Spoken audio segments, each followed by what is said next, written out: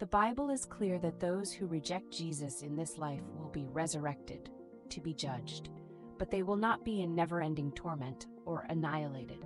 They will be restored to worship God. Many ask, what about the fierce judgment verses that describe fire and torment? They don't seem restorative but seem to condemn. Here's the answer. It's not either or but both and. God's judgments strongly warn, severely condemn, and victoriously restore. Some verses emphasize God's warnings and condemnation of sin. Other verses reveal God's restoration of sinners. Take Jeremiah 48 as an example. For 46 verses, God rails against the evils of Moab.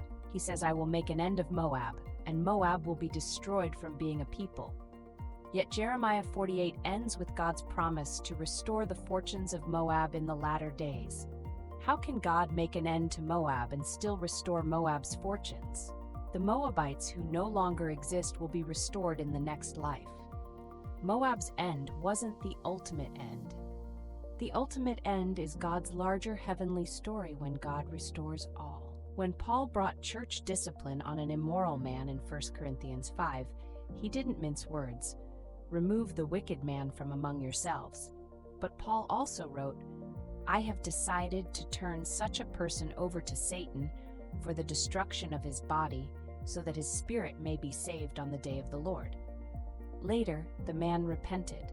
Though Paul used fierce judgment language, God's judgments were used to restore the immoral man. One man who understood God's judgments was Alexander Mack, founder of the German Baptist Brethren. When asked about the fate of those who reject Jesus Christ, he said they would hear Christ say, Depart from me, you cursed, into the eternal fire. He also referenced the lake of fire, where the worm does not die and the fire will not be quenched. But when asked if these torments would last for eternity without end, Mack replied that it should last for eternity is not supported by Holy Scripture.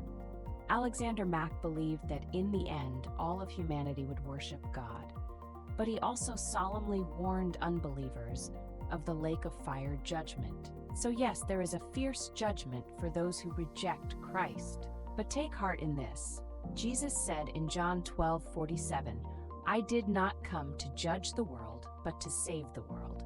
Jesus' ultimate purpose in his judgments is to fulfill his mission to save the world and to restore all to worship God.